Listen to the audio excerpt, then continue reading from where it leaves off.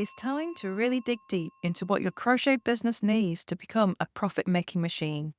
Hooked on Success dives deep into all the ways your crochet can make money, how to market and grow your audience, and then how to stitch all the elements together to create your ideal business. Join us now at crochetbusinessschool.com/success. Welcome to the Crochet Business School podcast. I'm your host, Kelly Thomas, and I'm going to help you to make your crochet business dreams a reality, stitch by stitch, without you being chained to your hook and being able to live that lifestyle you've been dreaming of using the power of your crochet.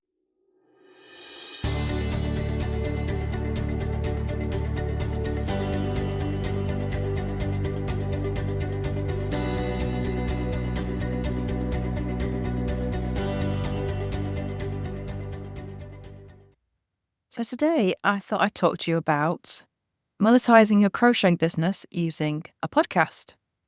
So obviously I love podcasts, but I use it for teaching about running a crochet business. I don't have one for my crochet pattern business.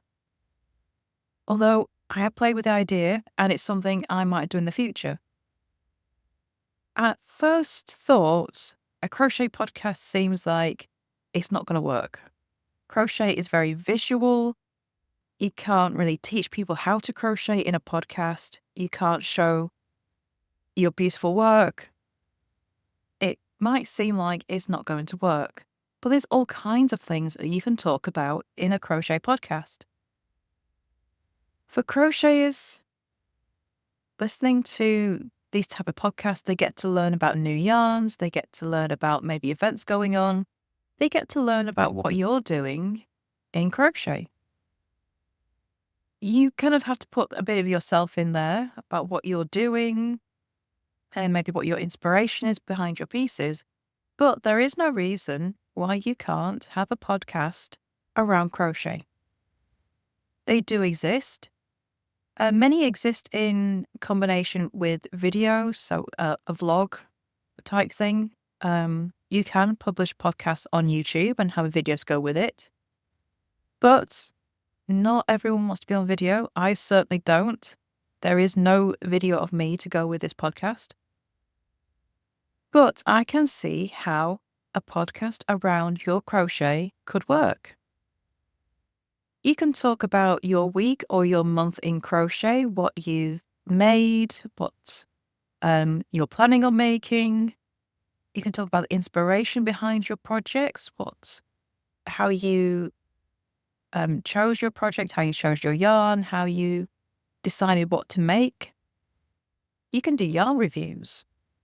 You can talk about the different yarns that you tried, how you chose what you chose, about the colour ranges, how they feel, the care instructions and how easy that is. You can talk about different accessories or hooks that you've tried, stitch markers, blocking boards, yarn winders. You can talk about different crochet events you've been to, any craft shows, yarn shows, any meetups with fellow crochet designers, fellow crochet makers. You can talk about upcoming plans, what you plan to make in crochet. And of course, you can talk about yourself and your business. This type of podcast maybe works better with course creators or pattern designers, but if you are selling what you make, there's no reason why you can't do this as well. Podcasts are basically blogs, but spoken. So if you can make a blog out of it, you can make a podcast from it. If you can make a video from it, you can also do it in podcast form as well. It's just that you have to describe the visual rather than showing it. But there is no reason why you can't. And then making your podcast pay, well, you talk about the products you have for sale. You talk about your designs. You talk about your courses. And you tell people where to go to find them. A podcast has show notes. It's that little bit of text that comes underneath the podcast. So in your podcast player, you will find that. And you can put links in there. You can also make sure that your links are short. In most places where you've got listings or blogs, you can change the URL so that it's something nice and short and easy. So for my podcast membership, Hooked on Success membership, I have created a URL that is nice and short and easy for me to say. So you go to crochetbusinessschool.com/success. It's an easy one to remember, and it's something that you can easily speak and people can remember it to go to later. You can also make money through affiliate links, so you can recommend products. So if you're talking about yarns, if you're talking about accessories like blocking boards or hooks, you can include affiliate links in your show notes, which you can also speak. And of course, there's ads. So ads in podcast, you either speak them yourself, which is what I do to promote my membership, or you can actually sign up to ad agencies who will insert ads for you. And so you either gain money yourself through the sale of what you're advertising, or you get paid for the ad placement by the ad company. Podcasts are a great way to reach out to your audience, and when they're hearing your own voice, it gives you a more personal connection than a blog post would. They get to hear you. I mean, if you've been listening to my podcast for a while, you've probably picked up bits and pieces about me through that. You certainly hear more from me through this than you do through any other medium. I'm more active on my podcast than I am on my social media. You hear more of me through here, and it's much easier for me to talk about building a crochet business through podcast form than it is on social media. I find this the best medium for me.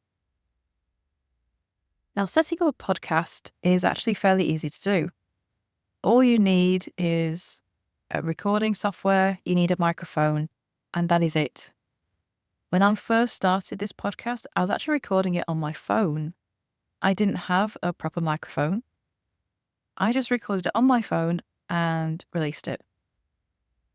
I did clean up those episodes later because they weren't the best sound quality, but it was a great way for me to try podcasting and see if it worked for me. If you go back to my very, very first episodes, they sound much different to what I'm doing now. It is something that you learn over time. You get better with over time. I've still kept the same format as I did when I first started. Short, bite-sized episodes work for me because I find it difficult to talk for longer than that. And it just means that I can really get into little topics more than if I had a longer episode. And of course, it's much easier to fit these episodes into your day. So this format works for me. But other podcasts, they can go on for an hour. And for their audience, it works for them.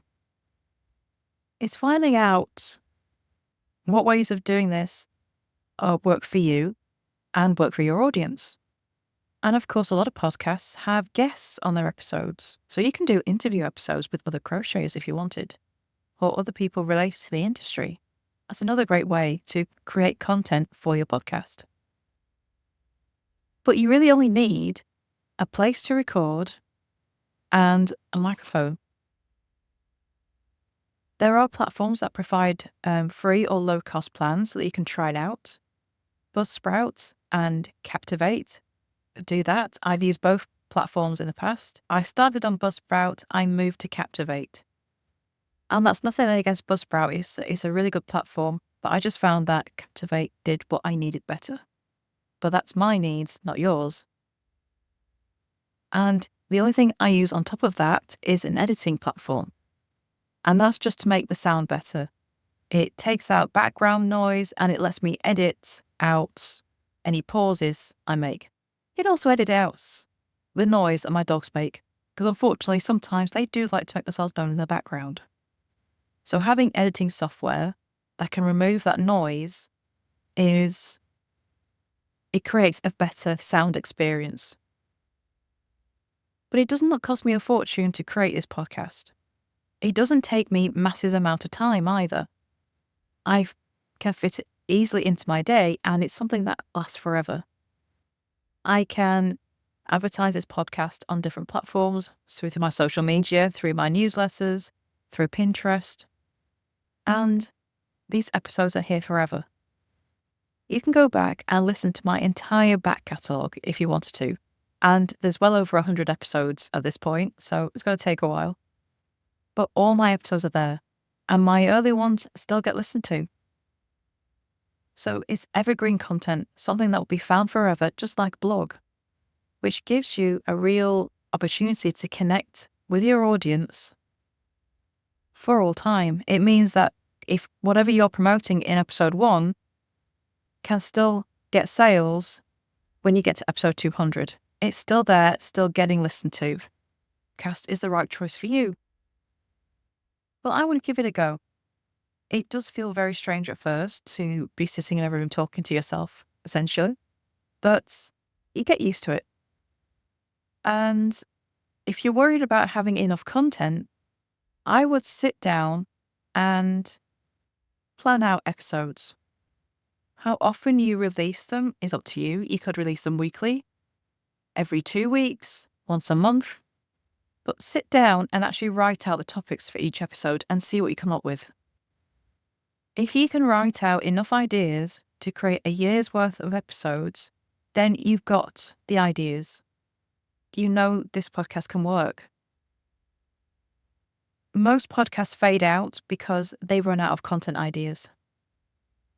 They run out of something they can talk about to their audience.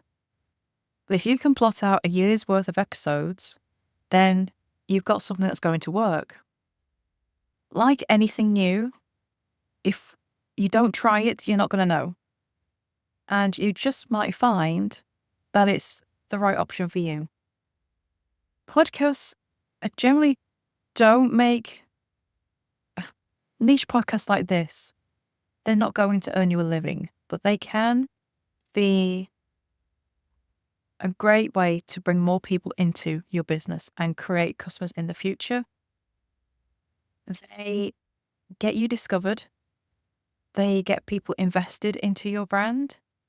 They build that know, like, and trust factor that is so important in getting customer sales.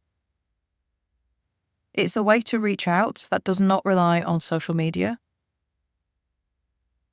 And if you decide to, make it a part of your crochet business, it can work really, really well, but it does need to work in conjunction with something else. You need a product to sell.